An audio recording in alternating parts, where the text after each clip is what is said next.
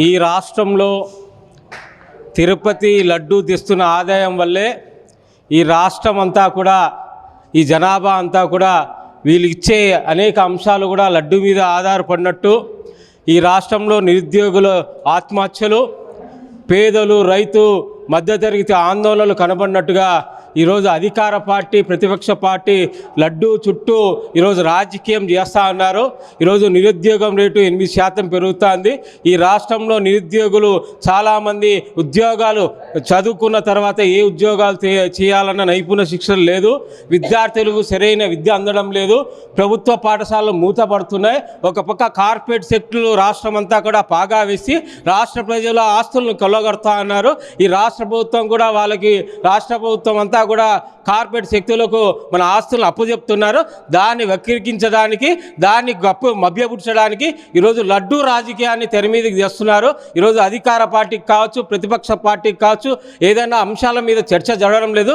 Assembly వేదికగా వాళ్ళని వీళ్ళని తిట్టుకోవడం తప్ప రాష్ట్ర ప్రయోజనాల గురించి మాట్లాడడం లేదు. ఈరోజు లడ్డూ గురించి మాట్లాడతారా? లడ్డూ కల్తీ గురించి మాట్లాడతారా? లడ్డూ కల్తీ జరిగింది, లడ్డూలు తిన్నారు, లడ్డూ ప్రపంచవ్యాప్తంగా పోయింది.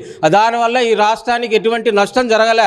ఈ రాష్ట్రానికి నిజంగా నష్టం ఏమంటే నిరుద్యోగుల ఆత్మహత్యలు, నిరుద్యోగుల వలసలు, అర్ధ నిరుద్యోగం, ఇలాంటి అనేక అంశాలు ఉన్నప్పటికీ దాన్ని పట్టించుకోకపోగా, అంశం మీద మాట్లాడబోగా, ఒక పక్క నిరుద్యోగులు, ఒక పక్క విద్యార్థులు అనేక మంది కూడా రోడ్డు మీద వస్తున్నా కూడా పట్టించుకోకుండా ఈరోజు రాష్ట్ర ప్రయోజనాలు పక్కన పెట్టి లడ్డూ రాజకీయాలు చేస్తున్నారు.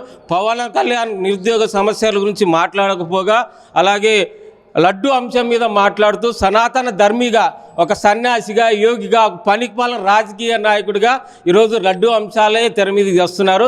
కాబట్టి ఈ లడ్డు అంశం కాకుండా రాష్ట్ర ప్రయోజనాల గురించి విద్యార్థులు, నిరుద్యోగులు, ప్రజలు, రైతాంగ అనేక అంశాల మీద చర్చ జరగాలి. అలాంటి బడ్జెట్ని మన రాష్ట్రానికి తీసుకురావాలి. కేంద్రం నుంచి ₹1 బడ్జెట్ తీసుకురాలేదు పోగా కేంద్రానికి సంబంధించిన అనేక అంశాలు దాని మీద మాట్లాడకపోగా ఈరోజు రాష్ట్రం అంతా కూడా లడ్డు రాజకీయం చేస్తున్నారు. అంతా కూడా ఆగవైపున ఆలోచించి రాష్ట్రంలో జరుగుతున్న అనేక అంశాలని మభ్యపెట్టేసి దాన్ని కనువిప్పు చేయడానికి ప్రయత్నం చేస్తున్నారని మేము భావిస్తూ ఉన్నాం.